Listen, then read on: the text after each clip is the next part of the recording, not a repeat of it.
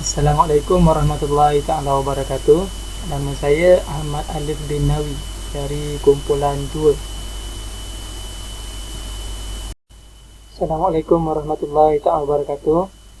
Okay, hari ini saya akan membentangkan tentang kesan pluraliti terhadap pendidikan pada zaman Melayu Melaka. Okey, maksud pluraliti ialah bercirikan semula jadi tanpa paksaan dan fleksibel, iaitu wujudnya kepelbagaian bangsa, agama di suatu tempat pada suatu masa secara semula jadi. Okay, so di sini bermakna wujudnya kepelbagaian bangsa itu tanpa ada daripada mana-mana paksaan daripada penjajah ataupun sebagainya. Faktor-faktor pluraliti, berlakunya pluraliti di tanah Melayu ialah disebabkan hubungan perdagangan dengan negeri-negeri luar seperti Arab, India dan China. Tanah Melayu bertindak sebagai pusat penyebaran agama Islam pada ketika itu. Seterusnya, pemerintah yang berwibawa memerintah dan mentadbir negara. Pelaksanaan dasar pelabuhan dan perdagangan bebas mewujudkan sifat keterbukaan. Okay. Pemerintahan yang cintakan ilmu pengetahuan. Itu adalah faktor-faktor pluraliti. Dan kesan pluraliti terhadap pendidikan. Okay. Islam mula berkembang di Melaka melalui mubalik Arab yang bernama Syekh Abdul Aziz dari Mekah. Setelah para mesyuara memulai Islam berkembang dengan giatnya. Seterusnya, Melaka akhirnya menjadi pusat penyebaran Islam di rantau ini. Institusi keagamaan seperti masjid, surau, madrasah-madrasah dan sekolah-sekolah pondok mula tertubuh. Istana dijadikan sebagai pusat kegiatan intelektual. Disitulah berkumpulnya golongan cerdik pandai, jurutulis, pengarang dan ulama tersohor. Melaka terus berkembang sebagai pusat ilmu pengetahuan. Dan kesan daripada pluraliti juga ialah pengenalan sistem tulisan Jawi. Seperti yang kita tahu, tulisan Jawi digunakan sehingga ke hari ini. Dan seterusnya, Melaka berjaya mengeluarkan cerdik pandai serta ulama yang berpengetahuan tinggi. Okay, itu sahaja dari saya. Terima kasih. Assalamualaikum warahmatullahi wabarakatuh. Kesan pluraliti dan pluralistik. Kesan pluraliti adalah interaksi yang harmoni dengan penduduk, sanggup berkahwin dengan penduduk tempatan, mengamalkan budaya seharian orang Melayu, adat resam pendatang diterima oleh penduduk tempatan. Manakala kesan pluralistik pula adalah gagal berasimilasi dengan penduduk, mewujudkan masyarakat dengan sistem tersendiri, terasing dengan kelompok lain walaupun di tempat yang sama, gagal mengenali antara satu sama lain. Okay, kita dapat lihat contoh kesan pluraliti adalah ketika zaman tanah Melayu, di mana pendatang daripada pedagang daripada Arab datang ke tanah Melayu untuk berdagang, tetapi penduduk tempatan dapat menerima budaya resam yang dibawa oleh mereka. Sebagai contoh, agama Islam, tulisan Jawi dan nama-nama mereka. Sebagai contoh, antara nama mereka adalah Muhammad, Ahmad dan Abdul. Okay, kita dapat menerima dengan hati yang terbuka, di mana kita rela untuk menerima mereka punya adat resam dan kita mengamalkan adat resam mereka. Dan penduduk tempatan juga sanggup berkahwin dengan pedagang. Okay, manakala contoh kesan pluralistik pula adalah zaman penjajahan British, di mana mereka datang membawa buruh Cina dan India, tetapi kita gagal berasimilasi dengan mereka kerana mereka telah diasingkan, di mana warga Melayu, warga Cina diletakkan di bandar, India di kawasan estate. Di situ, di mana kita terasing dan terkelompok walaupun kita di tempat yang sama. Dan kita mewujudkan masyarakat dengan sistem yang tersendiri. Budaya mereka sendiri, budaya kita sendiri. Kita gagal berasimilasi dengan mereka. Itu adalah contoh kesan pluraliti dan contoh kesan pluralistik. Itu sahaja daripada saya. Assalamualaikum dan selamat sejahtera kepada Ustazah Mardiah. Saya Syahmi bin Hanif ingin menceritakan serba sedikit tentang kesan-kesan ataupun perubahan yang dibawa melalui ciri-ciri pluraliti di alam Melayu. Mari kita tengok. Okey, yang pertama ialah penemuan tulisan Jawi. Tulisan Jawi ini mula diperkenalkan oleh pendakwah-pendakwah Arab yang datang di tanah Melayu untuk berniaga. Kemudian mereka ini telah menyebarkan pendidikan Islam di negara kita sampai satu tahap orang Melayu ini telah mengubah suai dan menyesuaikan bahasa Arab yang digunakan supaya sesuai digunakan oleh orang Melayu di tanah Melayu. Ia mula digunakan pada abad ke-11 hingga ke abad ke-14 secara meluas. Seterusnya ialah lahir golongan intelektual ataupun golongan ilmuwan yang berpengetahuan tinggi. Setelah datangnya pluraliti ataupun campuran budaya daripada luar ke alam Melayu, ilmu telah berkembang dengan sangat pesat. Sampai satu tahap, orang Melayu sangat mahir dalam perairan, sangat mahir dalam perniagaan, dalam bidang ilmu agama Islam, sehingga telah mendapat tumpuan daripada seluruh dunia. Okey, seterusnya ialah pendidikan formal. Pendidikan formal selalunya berlaku di institusi-institusi yang tertentu, seperti contoh di istana, di masjid, di rumah tok guru dan juga di madrasah. Okey, apa yang diajarkan di dalam pendidikan formal ini ialah selalunya pendidikan agama Islam yang diajarkan oleh pendakwah-pendakwah ataupun ulama yang datang ke Malaysia. Okey, seterusnya ia juga telah menggunakan tulisan Jawi dengan sangat meluas.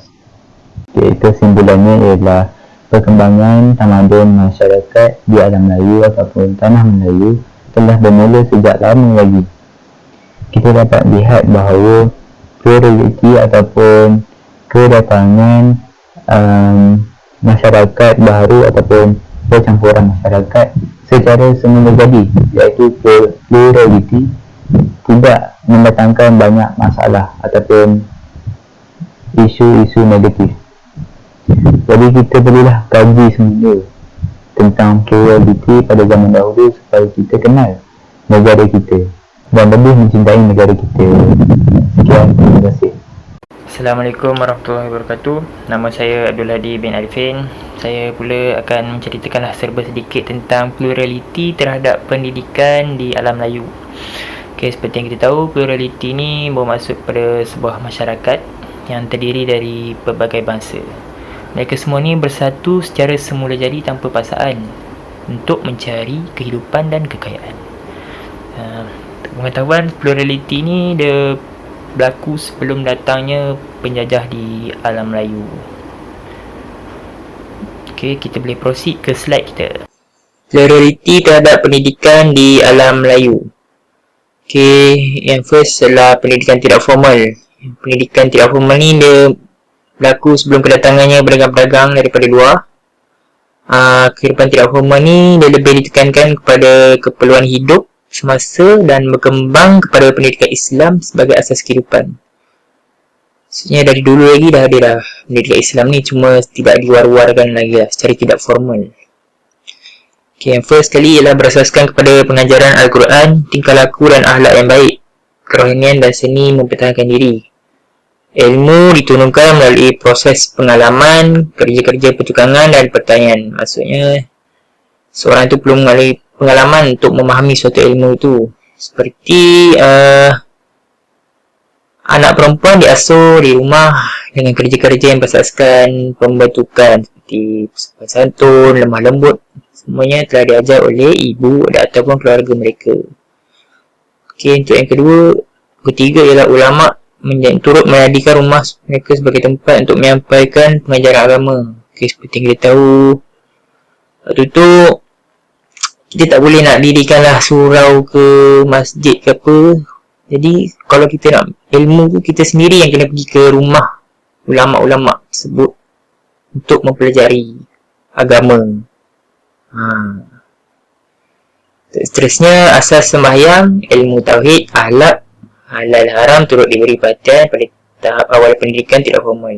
Waktu ni masih lagi secara tidak terang-terang lagi, masih sikit lagi. Okey, seterusnya adalah pendidikan formal lah. Benda ni, pendidikan formal ni dia berlaku setelah datangnya pedagang-pedagang daripada Arab. Waktu ni lah baru start plurality ni. Dia ada terbagi kepada 3 pendidikan formal ni, iaitu istana, pondok dengan masjid. Okey, untuk istana, mana tu? Untuk istana, pusat perbincangan pelbagai ilmu termasuk ilmu agama hanya disentuh dalam kitab sastra Melayu.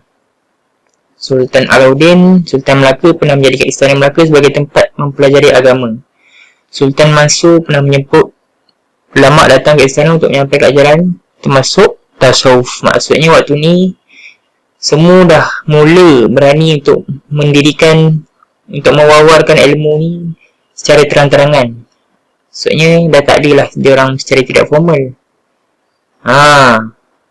Okey, untuk yang seterusnya adalah di pondok. Sistem sekolah pondok merupakan tempat pelajaran agama berasingan daripada pertempatan masyarakat. Kurikulum menghafal Al-Quran, ilmu agama seperti tafsir Al-Quran, hadis, tasawuf dan mantik. Sisi pondok ni dianggap sebagai sekolah agama, asrama penuh. Dilengkapi rumah murid, rumah tok guru, tempat beribadat, tempat menghadiri sekolah agama. Maksudnya siapa yang masuk pondok dulu ni kira antara orang-orang yang pandai jugalah. Hubungan erat berlaku antara guru dan murid. Pelajar tidak akan dikenakan bayaran. Pelajar yang bantu seperti menyediakan kayu api, air, membersihkan rumah guru dan mengerjakan sawah untuk guru. Maksudnya pelajar ni banyaklah membantu guru. Mereka saling bantu antara satu sama lain untuk menghidupkanlah pondok ni. Dalam masa tersebut juga dapat menghidupkan nilai-nilai murni. Okey, untuk yang last sekali, masjid.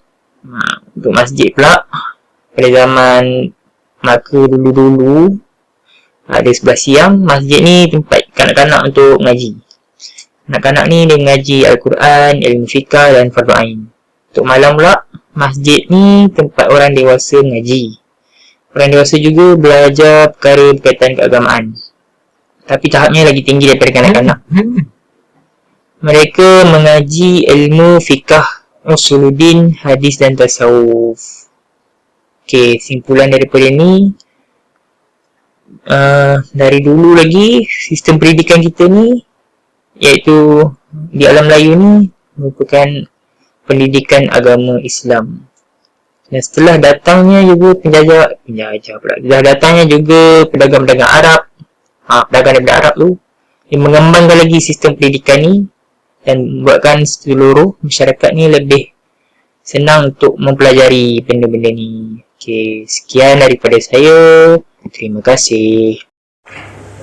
Assalamualaikum warahmatullahi wabarakatuh. Nama saya Ahmad Hamizan bin Zamri dari kelas EMD4 M4A. Saya dari kumpulan 2 ingin berbincangkan tentang kesimpulan. Kesimpulan yang pertama, realiti dalam segi wujud di alam Melayu Melaka yang dibuka oleh para mesyuara pada tahun 1400 Masihi menandakan permulaan kemasukan imigran ke alam Melayu. Yang kedua, ideologi sekuler telah mempengaruhi perubahan dalam sistem sepadu masyarakat sepadu. Pada zaman Sultan Muzaffar Shah, Islam dijadikan sebagai agama rasmi. Sultan Alauddin Shah pula kemudian memerintah berdasarkan sistem Khalifah Islam, hukum kanun Melaka dan undang-undang Melaka yang berasaskan hukum Islam digubal. Yang ketiga, Islam berkembang dengan pesat. Islam bertakwa di Melaka selepas putera para mesyuara Sultan Mahkota Iskandar Shah yang memeluk agama Islam dan diikuti oleh para pembesar dan rakyat. Aktiviti penyebaran agama Islam dilakukan melalui perdagangan dan perluasan wilayah hingga wujud kerajaan Islam di Terengganu, Kedah dan Johor. Yang keempat, berlakunya zaman kelima Empayar Melaka digelar sebagai Lebanese of the East. Peradaban kota seperti sistem pemerintahan, perdagangan, perundangan, agama, kesejahteraan, pendidikan dan sebagainya mencapai kemuncak pada zaman Kesultanan Melayu Melaka.